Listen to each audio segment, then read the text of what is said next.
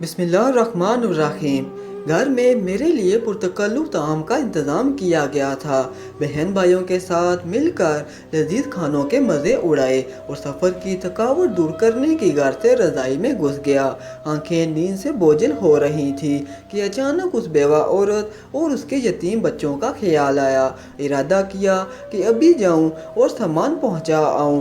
तबीयत में सुस्ती थी, सोचा कल पहुंचा दूं, लेकिन बाद में ख्याल आया मैं तो पुरतकल्लुफ़ खाने का मज़ा ले चुका, कहीं वो बच्चे भूखे ना हों। उसी वक्त लिहाफ से निकला, एक चादर ओढ़ी, थैला कंधे पर रखा और उसके घर की तरफ निकल पड़ा।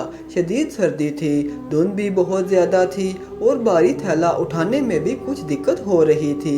एक दूर मोहल्ले में उस औरत का घर था। उसका शौहर मजदूरी करता था और 4 बच्चे थे। एक नागानी हादसे में शौहर की मौत हो गई और अब उसके यतीम बच्चों पर दस्ते शफकत रखने वाला कोई ना था।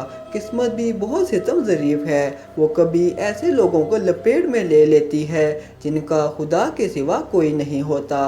ख्यालात का एक समंदर लिए उस बेवा औरत के घर के बाहर पहुंचा। घर क्या था, बल्कि एक खराबा था। एक कमरा, छोटा सा सहन और एक खमीदा सी चारदीवारी थी। दरवाज़ा खटखटाया तो एक 5 साला बच्ची बाहर आई, जिसके चेहरे पर परेशानी, खौफ और भूख नुमायाँ थी। मैं उसके चेहरे को तके जा रहा था और दिल ही दिल में दुआ कर रहा था कि खुदा किसी बच्चे पर ऐसा वक्त ना लाए। उस बच्ची ने एक पुराना सा जोड़ा पहना हुआ था और इस शदीद सर्दी में एक फटी पुरानी जर्सी पहनी हुई थी। पाँव बरहना थे, वो भी इस सर्दी में के पैरों को जमा के रख दे। मैंने कुछ कहे सुने बगैर राशन वाला थैला ज़मीन पर रखा। थैले को देखते ही वो बोली, क्या इसमें खाने का सामान है?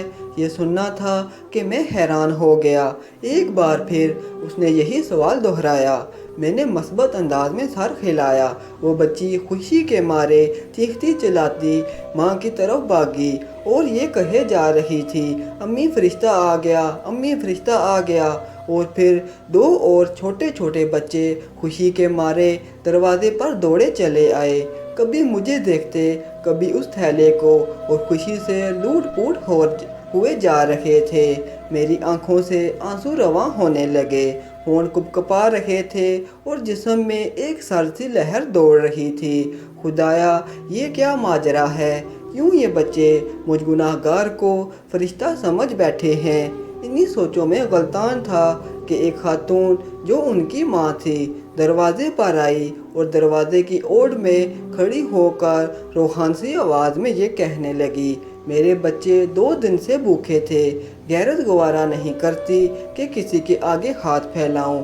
मेरे मरहूम शौहर भी मेहनत मजदूरी करते थे, मगर कभी किसी के आगे हाथ नहीं फैलाया था। उनके चले जाने के बाद उनकी देखभाल करने वाला कोई नहीं। रिश्तेदारों ने हाथ खींच लिए और मोहल्ले वाले भी मदद नहीं करते, मगर कभी कभी आप जैसे नेक दिल लोग मदद कर देते हैं। मैं 2 दिन से बच्चों को ये कहकर बहला रही थी कि एक फरिश्ता आएगा और हमारे लिए खाना ले आएगा, इसीलिए ये आपको फरिश्ता समझ बैठे हैं।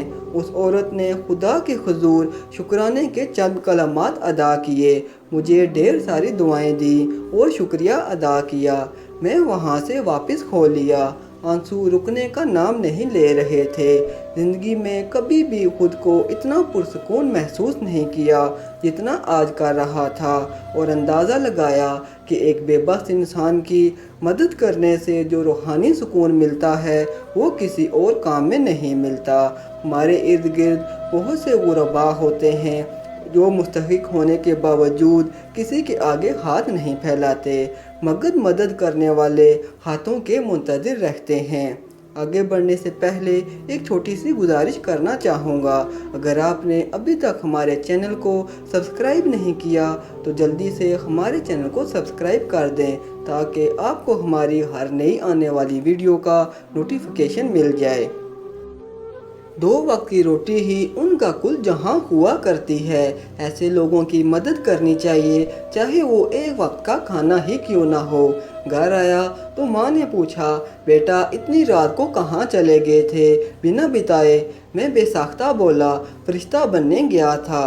آپ سب سننے والوں سے ایک چھوٹی سی التجا ہے کہ اپنے ارد گرد نظر رکھا کریں۔ آپ کے ارد گرد بہت سے ایسے سفید پوش لوگ موجود ہوں گے جو ایک وقت کی روٹی کو ترس رہے ہوں گے، لیکن ان کی غیرت گوارا نہیں کرتی کہ وہ کسی کے آگے ہاتھ پھیلائیں۔ آپ ان کی مدد ایسے طریقے سے کریں کہ ان کی عزت نفس بھی مجروح نہ ہو اور ان کا مسئلہ بھی حل ہو جائے۔ آپ کی چھوٹی سی نیکی ان کے چہروں پہ خوشیاں لا سکتی ہے۔ اللہ پاک ہم سب کا حامی و ناصر ہو، آمین۔ آخر میں ایک بات عرض کرتا چلوں کہ اگر کبھی کوئی ویڈیو، کال، واقعہ، سچی کہانی یا تحریر وغیرہ اچھی لگا کرے تو تھوڑی سی زحمت فرما کر اپنے دوستوں سے بھی شیئر کر لیا کیجیے۔